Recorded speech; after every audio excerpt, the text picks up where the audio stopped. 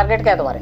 लक्ष्य तो सर सलमान खान मारना जी, और कोई लक्ष्य नहीं है। सलमान खान को माफी मांगनी चाहिए या नहीं, ये सवाल चर्चा में है।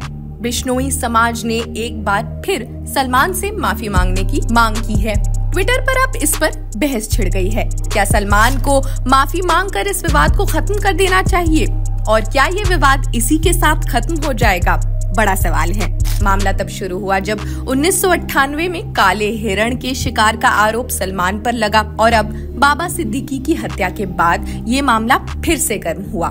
बाबा सिद्दीकी सलमान के करीबी दोस्त थे, और अब मुख्यधारा के न्यूज के हवाले से सलमान पर भी खतरा बढ़ता जा रहा है।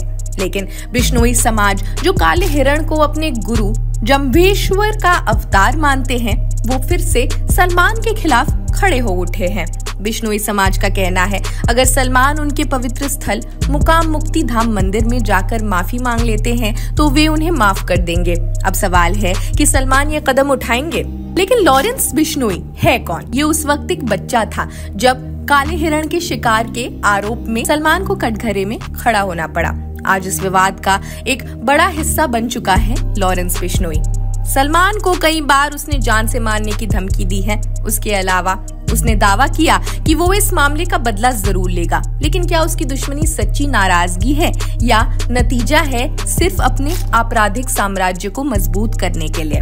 बिश्नोई समाज पिछले 550 साल से वन्य जीव संरक्षण का एक प्रतीक बना हुआ है।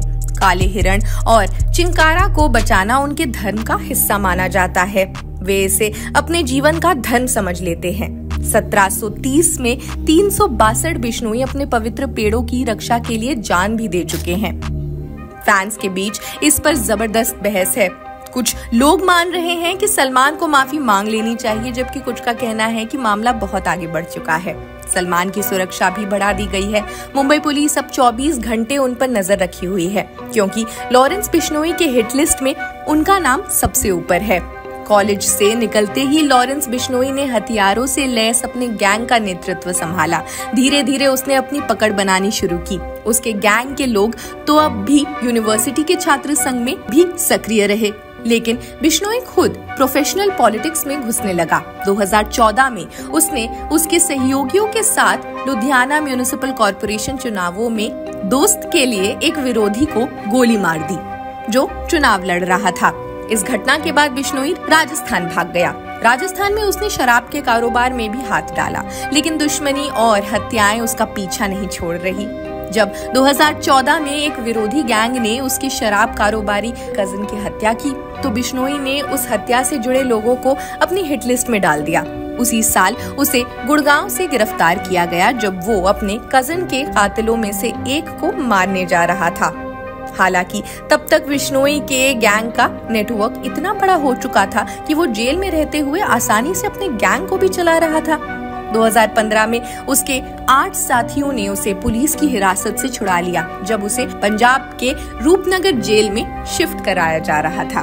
लॉरेंस बिश्नोई लगभग 1 दशक से जेल में है, लेकिन उसने अपने आपराधिक कामों को बंद नहीं किया। मुख्यधारा की मीडिया ने दावा किया बिश्नोई की 700 बंदूकधारियों की एक टीम है जो उसके लिए फिरौती वसूलने का काम करती है, और ये गैंग 5 राज्यों में फैला हुआ है। हालांकि बिश्नोई ने खुद कभी कनाडा में कदम नहीं रखा, लेकिन उसका भाई अनमोल बिश्नोई और उसका साथी गोल्डी बरार कनाडा में सक्रिय रहा। गोल्डी बरार कनाडा के सबसे नोटेड अपराधियों में से एक है। 2015 में विदेशी हथियार रखने के आरोप में बिश्नोई को फिर से गिरफ्तार किया गया। जेल से भी उसने रंगदारी मांगने की कॉल की। 2019 में उसने जेल में रहते हुए एक प्रॉपर्टी डीलर की हत्या का आदेश दिया। उसकी आपराधिक गतिविधियों की चर्चा तब फिर से शुरू हुई जब 2022 में पंजाबी सिंगर सिद्धू मूसेवाला की हत्या हुई। बिश्नोई उस वक्त दिल्ली के तिहाड़ जेल में बंद था, लेकिन पंजाब पुलिस ने उसे इस हत्या के मास्टरमाइंड के रूप में आरोपी बनाया। बिश्नोई ने मूसेवाला की हत्या में किसी भी तरह की संलिप्तता से इनकार किया, लेकिन उसके गैंग की कनाडा में बढ़ती ताकत का अंदाजा तब हुआ जब गैंग ने सितंबर 2023 में विनिपेग में सुखदूल सिंह की हत्या की जिम्मेदारी ले ली। सुखदूल सिंह भारत की राष्ट्रीय जांच एजेंसी द्वारा खालिस्तानी अलगाववादी गतिविधियों में शामिल होने के आरोप में पहले से ही वॉच लिस्ट में था।